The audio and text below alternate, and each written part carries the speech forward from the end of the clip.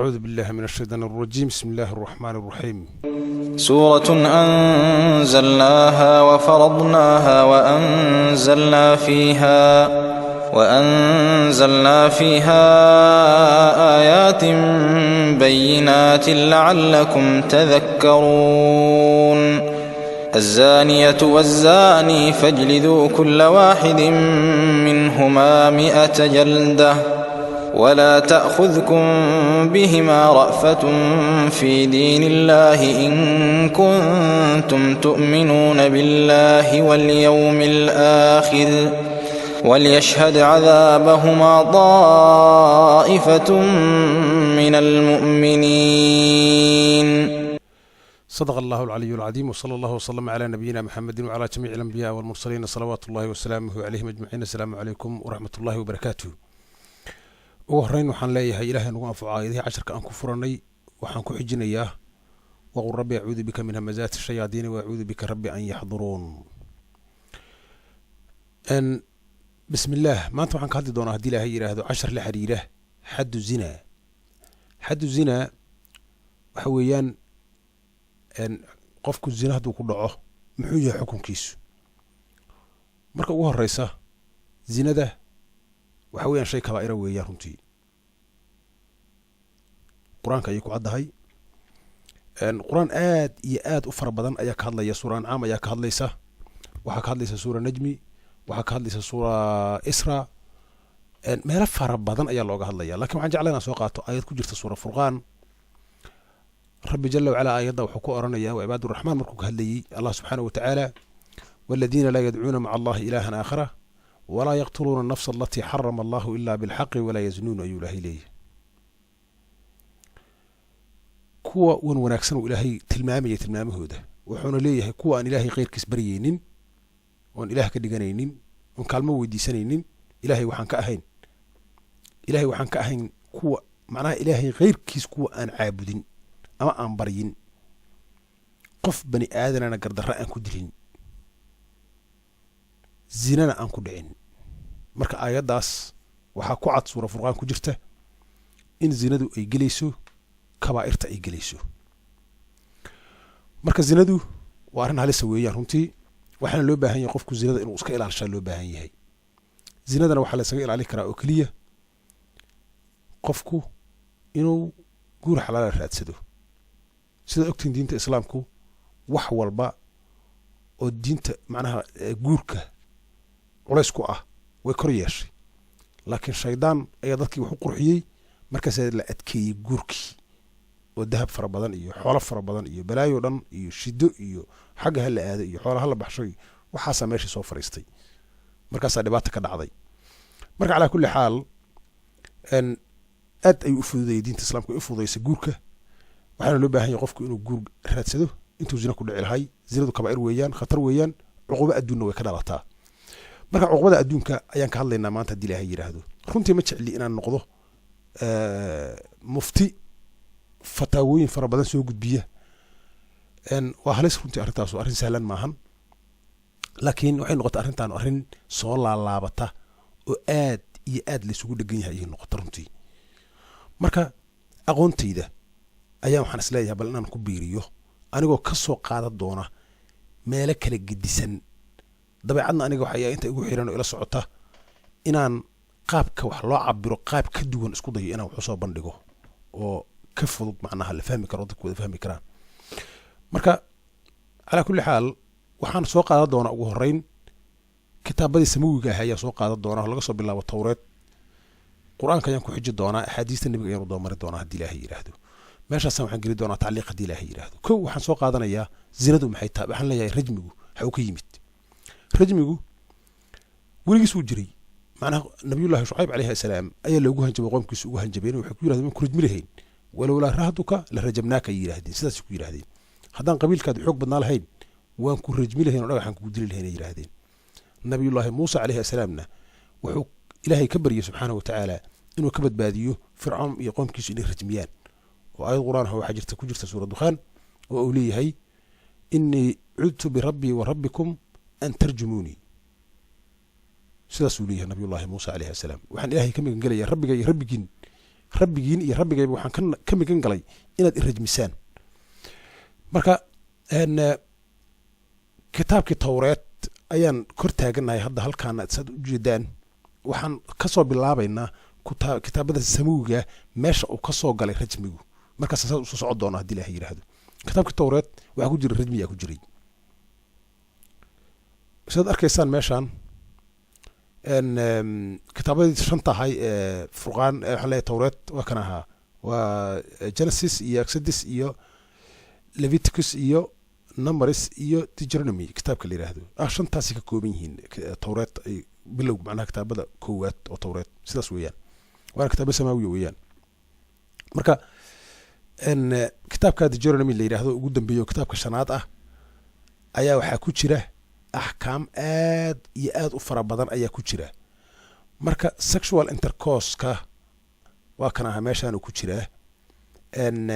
wax tira badanaa ku jira waa tan aha tangalmada sharci darrada ah adulteriga qofku hadduu kula yimaado casharada noocaasaa ka hadlayo casharka ama suuradda 17 aayadda 2 ilaa 7 sidaas ugu hadlaysaa canuga wacaasi waalidiinka noqda oo kaleeto in asaga naftirkiisu dhagax in lagu dilo oo mudanayo ninka labada nin oo isu galmooto male homosexualka oo kaleeto labada nin kitaabkaas asna ka hadlaya sidaas macnaha axkaam aad iyo aad u fara badana meeshan ku jirta oo kitaabka towreed ku jirtay marka waxaa laga yaabaa dadka qaarna yiraahdaan towreed maxaa la soo doontay laakiin waxyaabo fara badan oo ayaan gadaal ka arki doonaa xadiista nabiga ayaan ka arki doonaa waxyaabo la xiriira arrintan iyo inaan ogaano horta kitaabada samaawiga ah meesha ay ka soo gashay rajmigu waa meeshii bilowga ahayd weeyaan laakiin waxaan noqonayaa quraanka weeyaan quraanka tageena hadda ilaahay yiraahdo quraanka ayaan tageena quraanka rajmi ku jira mise kuma jiro jawaabta bil ikhtisaar ayadoo kooban maya kuma jiro rajmi kuma jiro quraanka qof ka keeni kara ma jiro si toosa iyo si dadban midna cid uga keeni kartaa ma jirto quraanka dhexdiisa rajmi quraanku zinada ciqaabteeda wuxuu u yaqaanaa ima toobo qofku inuu toobad keeno iyo haddii la ogaado oo ama uu qirto ama marqaati ay ku kacaan in xukunkiisu uu yahay 100 karbaash azaniyatu wazani fajlidu kulla waahidin minhuma 100 jaldatin 100 karbaash xukunka asagoo bil ikhtisaar waa kaas ahaa meel kalena macnaha war badan lama baahna marka quraanku xukunka uu yaqaano zinada ama uu saaray waa 100 karbaash weeyaan waliba waxa la sii raacshay arrin cajiib ah ولا تأخذكم بهما رأفة هون حريصنا ليري في دين الله إن كنتم تؤمنون بالله واليوم الآخر هذا إله رميستهن وليشهد عذابهما ضائفة من المؤمنين عذاب كودنا هصو حاضرين مؤمنين تقيب كمد هصو حاضرين مركا ولا تأخذكم بهما رأفة يا عيار ماهن معناها عقاب درنويان إن أمضي أكفر سنيسا بقول كرباش لو قلفتو لعل وزري استغف كاسو وحسهلا مهارنتي meesha ka sii hooseyda ayada ka sii hooseeya jira oo sidaas oo kale uga hadlaya mesela ninku hadduu xaaskiisa uga shakiyo inay zinaysatay oo kaleeto waxaa looga baahan yahay 5 dhaarood inuu maro 5 jeer ayuu ilaahay ku dhaaranaya subxaanahu wa tacaala haddii ayadu ay israbteen iska difaacdana sidaas oo kale 5 kale maraysaa haddii laakiin ay qirato waa la karbaashayaa meesha dil marnaba kuma jiro cadaabka ay iska difaacaysa macnaha marka dhagax wax lagu dilaayo meeshan kuma jiraan quraanka macnaha ma laga helayo saas xaqo weeyaan waxaan tagaynaa suura xisaab ayada 7aad sidaas oo kale waxay leedahay ayadaanu ya nisaa an-nabiy man yati minkunna bi fahishatin mubayyinatin yudha'af laha al-'adab di'fayn xaasaska nabiga sallallahu alayhi wasallam hooyooyinkan xaasaska nabiga sallallahu alayhi wasallam tii kamid ah ee la timaada faahisho la timaada muuqata cadaabka waa loo laban laabayaa di'fayn 2 jeer ayaa loo laban laabayaa cajiib weeye بلو فرصدا آيات كلام حيوان النساء يا نساء النبي لستن كأحد من النساء حاسسك دمر النبي جو دمر كعادي قال لمد ما هدينا آيات كلام صورة دانها الماميسة مركا ماشان لب جبار أي مطيسان الهايين إلهي بكم كلفينه هدي أي لا إما الهايين فاحش مغطى مركا sidaas ayuu quraanku u tilmaamaya marka hadii la yiraahdo 2 jeer ayaa cadaabka loo lama laabaya de macnuhu waxa weeyaan 2 karbaash 2 jeer la karbaasha weey qofku macnaha 2 jeer lama dili karo qofkii oo dhagaxa lagu dilo hadii la yiraahdo hal mar uu dhimanaya qofkii marka taasna waa cadeyn kale oo si dhameystiraysa weeyaan ayad kale oo waxa jirta suura nisa ku jirta oo qofka dumarka haddii ay la timaado faaxisho macnaha ay la timaado cajiib ah 4 marqaatiya la helo guri lagu xabisi karo aayadda 15aad suura nisaa sidaasoo kale leedahay xabsi daa'in lagu xukumi karo gabadhaas aayadaas waxay kale sidad ban u tilmaamaysaa suura nuur ay sidad ban u tilmaamaysaa oo yajcal allahu lahunna sabiilan ay leedahay aayadaasuna qofka dumarka macnaha hadday macnaha guri furato oo noqoto qof jirkeeda ka ganacsanaysa saasaan ku fasiri lahaa aayadaas anigu aayadaas hadday waxay yidhahdaan masuuqo weeyaan laakiin anigu uma arko inay masuuqo tahay waxay tilmaamaysaa hanu arkaa suura nuur ayay tilmaamaysaa hanu arkaa ama haddii kaleeto xabsi daa'inay mudan kartaaba qofkii guri furata oo sidaas jirkeeda kaga ganacsanaysa marka calaa kulli xaal qur-aanku tilmaamaha noocaasuu ka bixinayaa tilmaantii guud waxay ahayd in ay kabaa'ir ka mid tahay oo dembiyada waaweyn ay ka mid tahay zinadu qaybta labaadna haddii la ogaado qofkaas oo 4 qofood ay ogaato ama maxay ahaato oo qofku qirto in maxay ahaato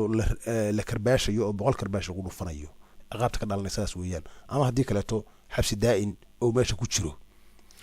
markaana waxaan u gudbayaa haddii ilaahay yidhaahdo axaadiista nabiga sala allahu calayhi wasalam waxaan gelayaa meeshaan xadiis waxaan ka bilaabayaa casharka bilowgiisa ayaa waxaan kusoo bilaabay kitaabka towreed ayaan kusoo bilaabay sababtaan ugu soo bilaabay halkaanaad ka ogaa doontaan haddii ilaahay yidhaahdo nabiga sala allahu calayhi wasalam saxiix musliman joognaa nabiga sala allahu calayhi wasalam ayaa waxay u yimaadeen koox ahlul kitaab ah weliba yuhuud ah ayaa u yimaadeen waxay yidhahdeen rasuulka ilaahay maxamedow nin 2 qofood oo nin naaga ayaa zinaysteen oo annaga naga mida marka waxaan doonaynaa inaad noo xukumiso oo noo xukunto macnaha rajmigii kala cararayeen dabcan waxay maqleen maxamed wax ma rajmiye wax noocaasay maqleen laga yaabaa allahu aclam u yimaadeen waxay yidhahdeen noo xukun nabigu sala allahu calayhi wasalam wuxuu yidhi towreed iila kaalaya kitaabkii towreed iila kaalaya kitaabkii towreed ayaa loo keenay nabiga sala allahu calayhi wasalam akhriya ayuu yidhi ka raadiya xadka ay leedahay zinadu gacanta ayay saareen sida axaadiis fara badanoo meeshan ku jirto hadda aan sheegi karin ay ku sheegayaan oo xaqiiqo ah oo qof walba oo baari karo markii gacanta ay saareen nin asxaabta kamid ah ayaa wuxuu yidhi rasuulka ilaahay meesha gacanta ay saareen ay ku taallaa xukunkii macnaha rajmiga meeshii gacantii laga qaaday waa la akhriyey nabiguna halkaasuu ku xukumay marka rasuulullahi maxamed sala allahu calayhi wasalam kitaabka towreed ayuu ku xukumay arrintan 2 calaamadood ayay kolley aniga fahamkayga muujinaysaa qaybta koowaad oo ah in kitaabka towreed nabigu sala allahu alayhi wasalam wax ku xukumay oo kitaab xaqiiqa uu yahay oo kitaab jira uu yahay qur-aankana meelo fara badan uga yaallo wa min qablihi kitaabu muusa imaaman waraxma sidaasoo kaleeto laa nufariqu bayna axadin min rasulihi waqaaluu samicna waqul aamantu bima anzala allahu min kitaabin wa amirtu liyacdila baynakum aayado fara badan ayaa ka hadlaya sidaasoo kaleeto kitaabkaas towreed inuu nabigu ku xukumay waa ku taallaa 2 waxaa kaloo meesha laga dareemaya oo ka muuqata in xukunka qur'aanku uu u sameeyey zinada xilligaas uusan jirin meeshaas way iga muuqataa aniga marka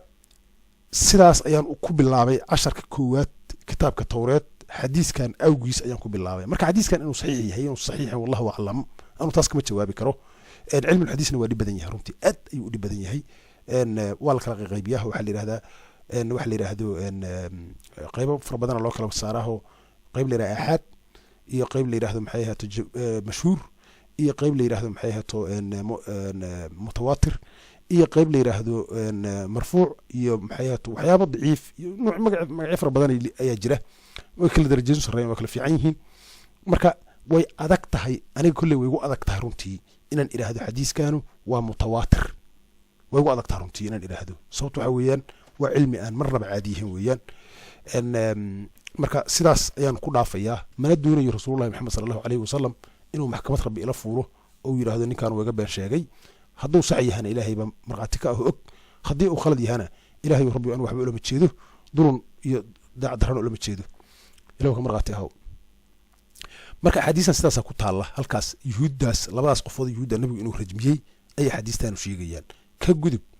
waxaan tegaynaa xadiis cajiiba oo aad loo isticmaalo oo aad iyo aad u fara badan xadiiskan waxaa la yidhahdaa nebiga ayaa wuxuu rajmi ku fuliyey sala allahu calayhi wasalam nin la yidhahdo maacis bin maalik dad baa shaki geliyo waxay yidhahdeen muranka keena waxay yidhahdeen axaadiistaanu ma ahan axaadiis la rumaysan karo waa axaadiis axaada weeyaan marka dood fara badanna weligeed bay ku dhex jirtay oo muranaa ka dhex jiray marka sidaasaa la sheegaa midda kale qaabka uu dhacayaad arki doontaan haddii ilaahay yidhaahdo xadiiskan wuxuu sheegayaa waa saxiix bukhaari weeyaan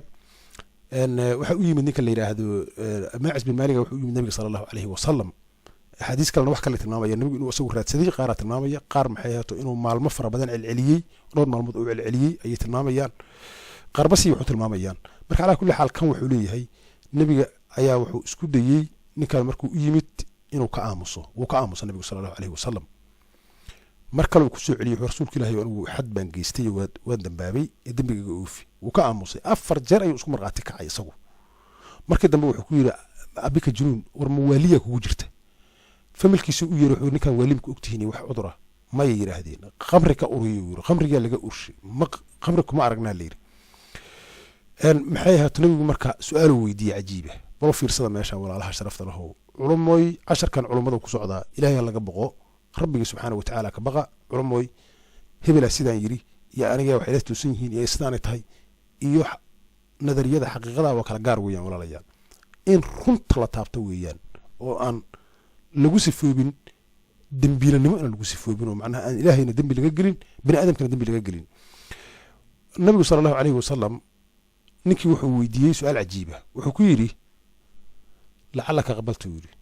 waxa laga yaabaa dhulka taal laga yaabaa oo qamasta ma aad ul jabisay wax noocaas oo fiirisay oo nadarta ama aad fiirisayba inaad dhunkatay inaad wax noocaas laga yaabaa ama aad fiirisay mayu rasuulka ilaahay nabigu ku si adkeeyay wuxuu yiri an niktaha war xubintaadii taranka ma gelisay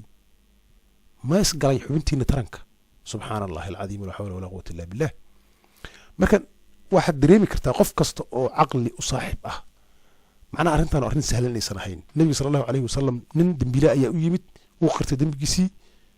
inuu nabigu intaas oo marxaladood oo maro kulli waxba ku kalifay sabab jirtay على كل حال نيك وقرتي وحورا وقل موضي يوري نبي مركا وحو ku xukmay in la rajmiyo ninkaas ayuu ku xukmay sallallahu alayhi wasallam marka sidaas weeyaan ninka la yiraahdo xadiis kale waxay tilmaamayaan in godkii markii la geliyo dhagax lagu bilaabo cararay oo ku sugan sunan abi daawud iyo ku sugan meel kale taba nabiguna markaas uu sheegay oo yiri maxaad igu soo celi weysay ninkaas على كل حال asxaabtii meel ay uga daba tageen la yiraahdaa wayna nin baa laf geel la helay oo ku dhuftay oo meeshii lagu dilay ninkii oo meeshaas lagu ridmiyay rasuulku sallallahu alayhi wasallam qaar waxay leeyeen janaaso ku tukaday qaar wuxuu leeyahay ilaahay afis u weydiiya maxay toobo wuxuu toobad keenay aad iyo aad u qaaliya qaar basi u tilmaamaan ala kulli xaal maacis bin malik waxaan maqlay culimo dhahaysa ahadiistii saxiix ma aha laakiin anigu waxaan dhihi lahay ahadiista maacis saxiix weeyaan dhihi lahaa aniga hadii la weydiiyo waxaan dhihi lahaa ahadiistaas saxiix weeyaan laakiin mid meesha ku jirta walaalaha sharafta leh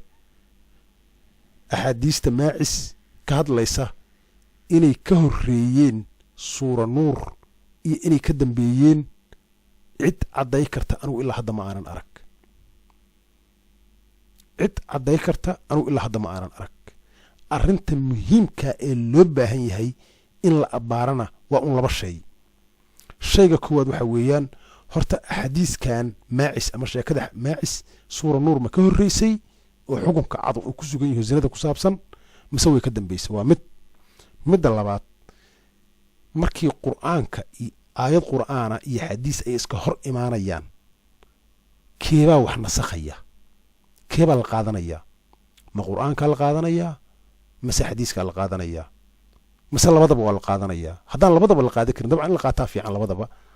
oo hadii la qaadan karo waa la qaadanayaaba laakiin hadii labadaba aysan isqaadanaynin oo labadaba aysan isku meel galaynin maxaa la samaynayaa taas waa arrin u taala u baahan culimada islaamku inay si dhab ah oo degan oo miisaan leh ay uga baaraan degaan uga fikiraan laakiin hebel asaas waa hor u qoray hebel asaas u fahmay hebel sameeyay khaladna qof walba khalad samay kara Abdullah ibn Mas'ud oo quraanka dhan qoray ayaa wuxuu aaminsanay quraanku inuu 114 suuradood ahayn marka maahan in lagu degdego arrimaha noocaan oo kale taa ama la isku gaalaysiyo wax noocaas oo ijtihaad weeyaan arrintan runtii marka ala kulli xaal maacis hawshiisu sidaas ay u dhacday ugu dambeeyna xadiistu waxay tilmaamayaan nabigu inuu yiri sallallahu alayhi wasallam xad iyu keeni weyseen sidaasna way jiraan xadiis oranaysa mar kaleeto inay sax yihiin inay sax ahayn anigu mas'uuliyadda ma qaadi karo ilaahu rabbigu ka marqaati ahaw ka gudub waxaan tagaynaa xadiis badana aan culimadu soo qaadan laakiin cajiib ah runtii oo la yaab leh oo mutafaqa meel walba ku yaala bukhari soo wariyay muslim soo wariyay kitaab soo wariyay waa yiri haba nin baa u yimid nabiga sala allahu calayhi wasalam wuxuu ku yidhi rasuulka ilaahayow xad ayaan galay oo dembiyaan geystay buu yiri marka waxaan doonayaa hor inaad iga jaasaydo 3 jeer inuu qirtay ayuu sheegayaa kitaabkan saxiix muslim 3 jeer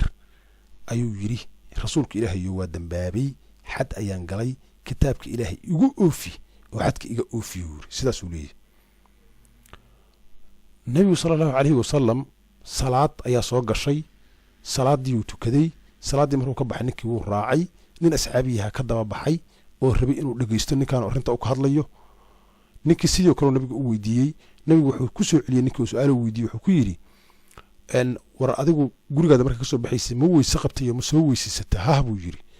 ma wanaajisay weysadii ha buu yiri ma nala tukatay ha salaadii waa idla tukaday buu yiri ilaahay dambigaada waa dhaafay iska tag buu yiri ama dambigaada waa lagu dhaafay iska tag meel kale gedisan ruwaayada kale gedisan waxay sheegayaan qaarba nuucay sheegayaan غفر لك ما قد غفر لك يا مم حياته ان غفر حدك يحب نوعاس فر بدن شيغيان دنبغادي waa la dhaafay xadkaadi waa la dhaafay waxba noocaas ay ku yiri nabiga sallallahu alayhi wasallam iska tag buu yiri marka nabigu ninka uu saamaxay ala kulli xaal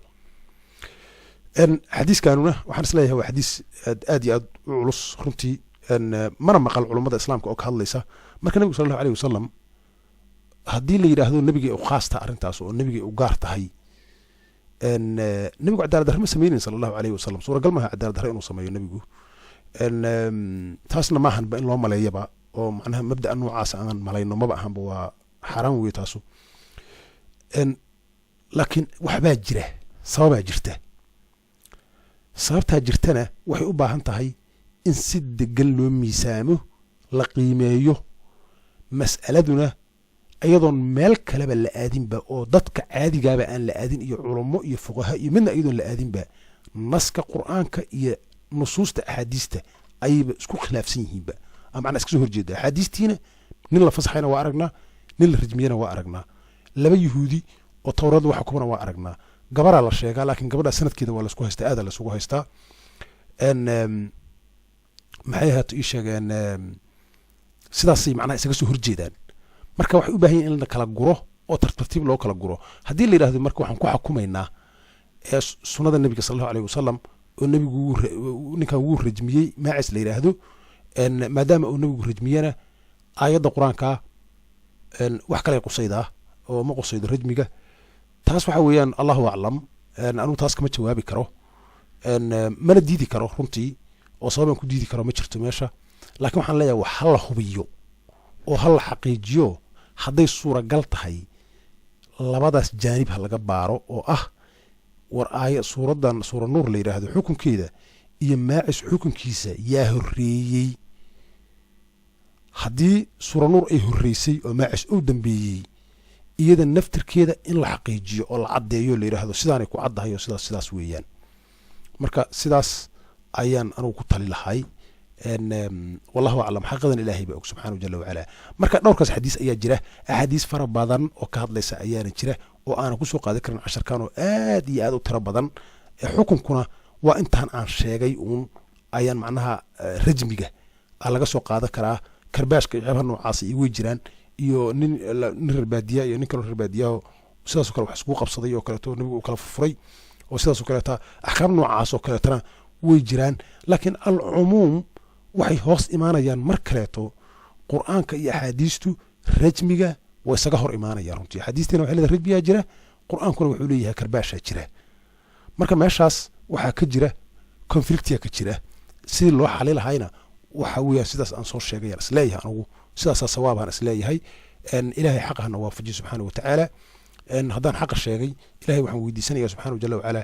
inuu miisaanka xasanaadka ii saaro haddii aan wax qaldayna إلهي وحن ودي سنة عفسي سيد بدافع ودي سنة سبحان ربك رب العزة عما يصفون وسلام على المرسلين والحمد لله رب العالمين والسلام عليكم ورحمة الله وبركاته.